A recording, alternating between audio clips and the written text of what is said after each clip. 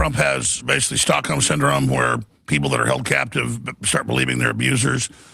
And when he first got in 10 years ago, he really was a maverick and had both the Democrats and Republican establishment against him. And he was pro-Israel, but he wasn't really controlled by the lobby. And he was, in charge of, basically the Abraham Accords and some really good things that went on. But then as soon as Elon got driven out of the administration, as soon as all the Epstein stuff became public, we've never seen any evidence, I think, of Trump being involved. But regardless, he said publicly into MTG, this embarrasses my friends, that out of necessity, in his view, I don't agree with it, he joined with the Israel lobbies. The Democrats kind of falling apart. Trump was finally starting to get control of the Republican Party. And then Israel was coming in with this incredible funding and already great control over U.S. foreign policy to really have domestic control. And Trump basically married in politically the neocons and began to say, listen to Mark Levin, he's my brain. Listen to Ben Shapiro, that's what I stand for. And he even told Sean Hannity last night, I've got to protect Israel. That's why we're going to war. I've got to worry about other countries. So he's saying the opposite of America first, and really starting fights and coming after some of his biggest supporters that had concerns 75 days ago when the Iran war began that they would close the strait and the missiles wouldn't fall. That was the Pentagon's own assessment. And so Trump seems committed to his political, spiritual wedding to the Likudniks and to Netanyahu, and that's really what we have, and it's incredibly unpopular. That's why the Daily Wire has collapsed. It's ultra unpopular, but CNN has polls. 100% of MAGA agree with the Iran war, when everybody I know that's huge Trump supporters are bewildered right now.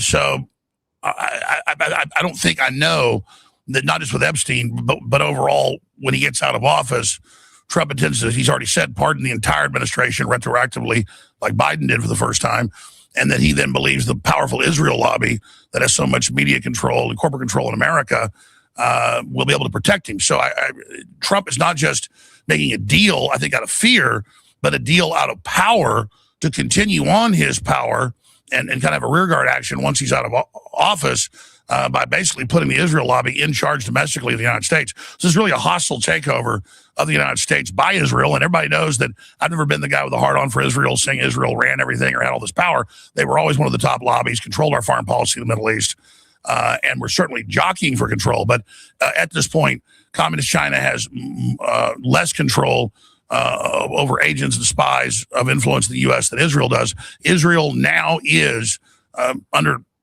the control of Netanyahu, that particular camp, in control of the United States more than anybody else, including the American people, and they're in control of the president of the United States. And so that's just a fact. You can't deny it. Netanyahu's talking about how they're a superpower now. They're on a big power trip. And so it's just a reality. And that's where we are right now. And that's why we see Trump behaving this way. What was your reaction when the war first started? Like, what first crossed your mind? Was it shock? Did you expect it to be a couple of days campaign? What was your reaction? And what was your reaction as it continued evolving and escalating? Well, I knew back during Midnight Hammer last summer that Israel wanted regime change. They said so. And I knew that as soon as Trump declared victory on the uranium, that Israel would start saying, no, they've still got uranium. And it's like WMDs in Iraq. It's just always an excuse to continue on forever. And Israel was saying we want regime change. And Trump was saying that and then would back off of it later and then wouldn't say what the aims were. But now, as Rubio said last week, well, we've got to, win this war and, shut down Iran so that things will go back to the way they were before. Well, before we struck them, or Israel struck them and dragged us in on February 28th, and we went in on March 1st, the strait was open.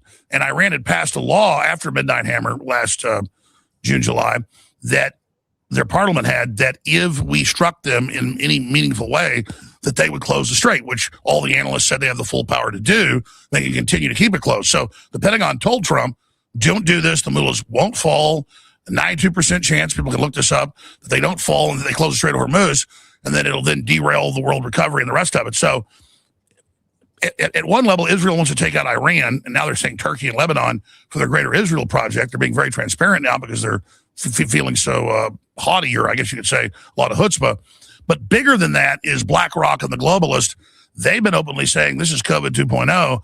This is how they create a world recession to loan everybody all this money and bring the social credit score and all the rest of it. So this Iran war is really the banking class at war with the nation state and the individual to get us into greater debt. And so America and other places are the main target of this war, even more than Iran. That's why Larry Fink is so incredibly happy right now. And so that's the big picture. Before asking you more about this, I want to also bring up the Truth Social post. That was a surprise to me when he went off at you and Tucker and Megyn Kelly and others. What was your reaction when you first saw this? Where were you? What do you remember about that day? Did it catch you by surprise? Because you're someone that supported Trump for so many years. I expected it because Trump's getting most of his advice from Mark Levin, who is the main speechwriter for Sean Hannity, and they talk daily. And so Trump was already saying, if you want to know what I think, listen to Mark Levin. And Mark Levin was telling Trump, disavow Tucker Carlson, Candace Owens, Alex Jones, Megyn Kelly by name. So was Ben Shapiro at CPAC. They were saying, we're taking over the Republican Party. We're in charge as the neocons, as the Israel firsters, even though they're very unpopular. And so they were writing the talking points weeks and months before. And so when Trump came out and said, I'm going to destroy Iran, their entire culture forever, they'll never return, that's obviously nuclear weapons. And later he said, I'll turn them into one giant glowing crater. That was a nuclear weapon threat, and that's what all the analysts agreed it was. And so when he said that, I said, if he keeps doing that, he needs to be 25th Amendmented. But I said in that show with Robert Barnes, I said, I expect him to attack us now. That's what I want, is to force us out in the open. A few days later, after he attacked us, after we said that, he then said, okay, I won't nuke Iran, because that was turning even the Republican leadership against him, because the whole world would turn against us, if we did that, and it would cause a radioactive cloud. Pakistan has said they might nuke Israel if that happens. So even the Pentagon and the Republican establishment, a bunch of senators came out and said, even Hawks said, don't do this. So I knew when I said 25th Amendment Trump, if he continues, that I would get his ire. And it was just standard, you're all losers, you're nobody, you don't matter. Well, if we don't matter, then why is he talking about us? The truth is, the four people he mentioned have some of the biggest audiences, out there. So I did it not to score points with Democrats who hate my guts and will put me in prison, not to, get away from being a populist conservative nationalist. It's because Trump's getting away from that. I wanted to make a clear demarcation line that I didn't support it and put as much pressure on Trump to change course. And he did for a while. And then now he's back to talking about turning it all into a big glowing crater.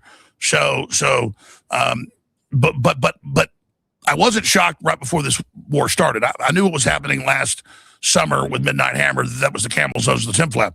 I was shocked a year ago when he ran off Elon Musk and started covering up Epstein and saying, you're not MAGA. If you question Epstein, you're stupid.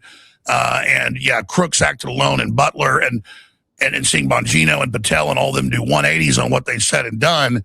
I knew just from a political perspective that would turn his base off against him and have the Democrats win the midterm. So I was shocked when Trump has had his highest approval rating ever, 56 points. Now it's about 31. When Elon was there supercharging everything and Doge was just knocking it out of the park. But at some point, I think Trump used Doge finding all the corruption as a bargaining chip against the establishment to make them basically get in line with him. And since then, we've seen most of the corporate media kind of back off Trump. We've seen, the corporate stations kind of get in tow.